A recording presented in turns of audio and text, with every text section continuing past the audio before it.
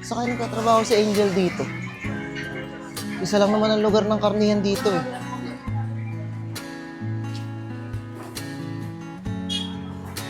Dito lang yun.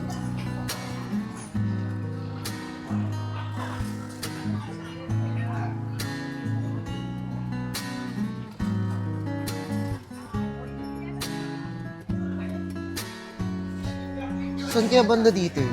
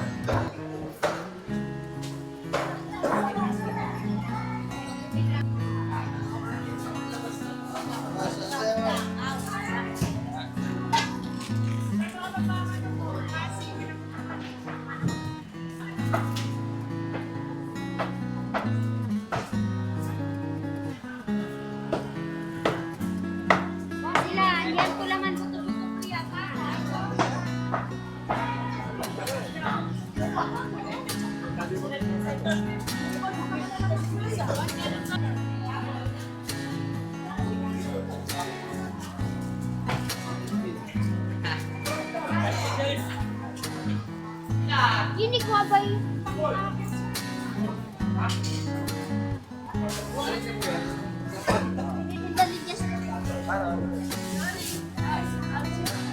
Sabi niya, sa karnihan siya nagtatrabaho.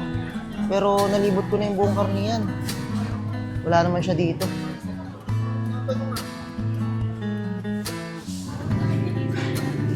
Saan ko kaya hanapin niya?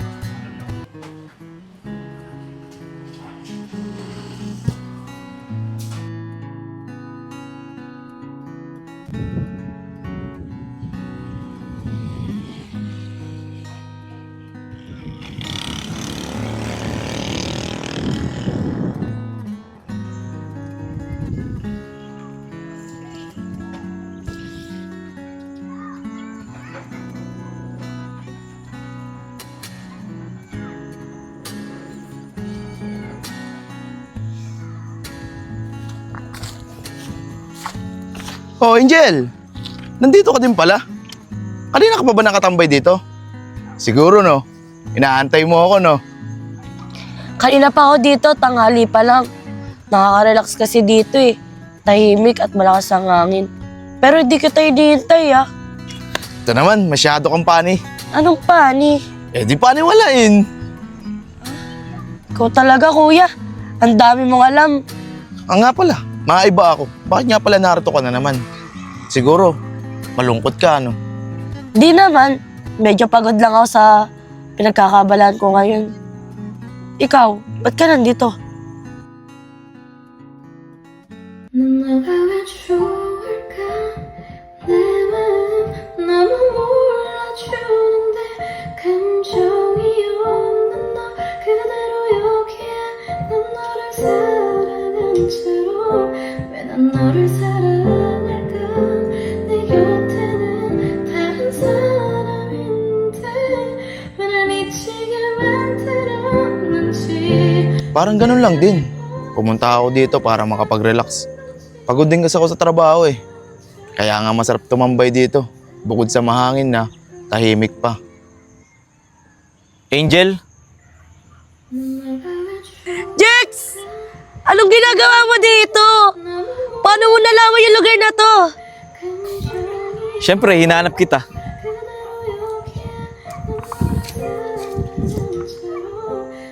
Angel, sino to? Kamag-anak mo? Hindi, Kuya Lester. Siya si Jex. Yung kinikwento ko sa'yo noong nakakaraan, siya yung lalaking iniwan ko sa Manila. Angel, pwede ba kitang makausap? Yung tayong dalawa lang sana. Oo naman. Kuya Lester, okay lang ba? Iwan mo muna kami dalawa. O sige, Angel. Doon muna ako sa kabila tatambay. Diyan na muna kayo, ha? Tabi ka.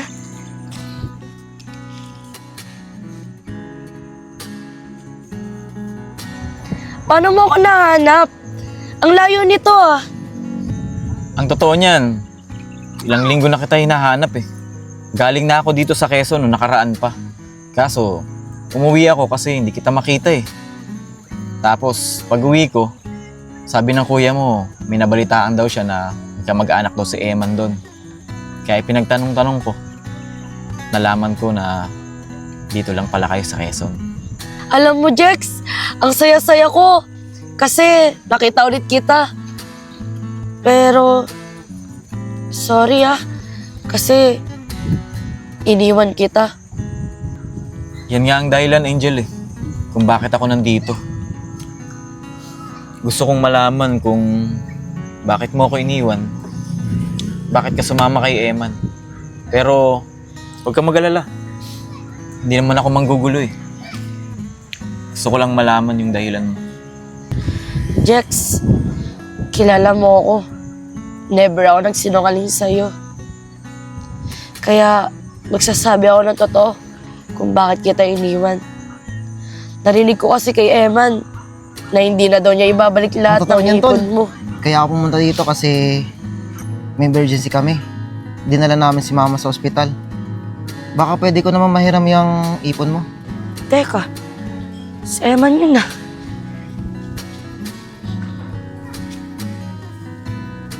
Dami na ito. 100,000. Sa ko gagastusin to. Akala naman ni Jex, babayaran ko siya. Eh, hindi naman nasa ospital ang nanay ko. Nasa probinsya lang. Manigas ka. Hindi ko na ito babayaran.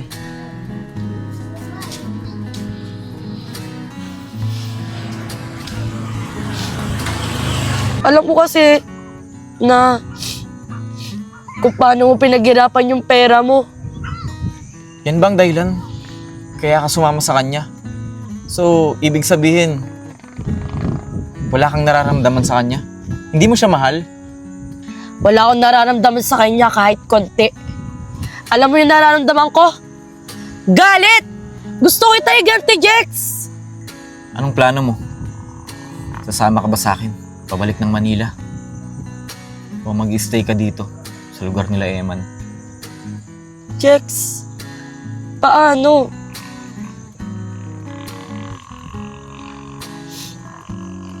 Buntis ako.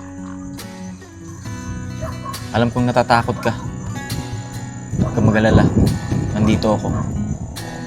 Gusto mo ba samahan kita? Sabihin natin sa kanilang lahat ang totoo. Huwag kang mag-alala. Kasama mo ako. Sige, Jex. Pumapayag na ako. Pero, pwede ba? Bukas na lang. Kasi kukuha pa ako ng lakas ng loob. Sige. Okay lang. Tara na. Tara.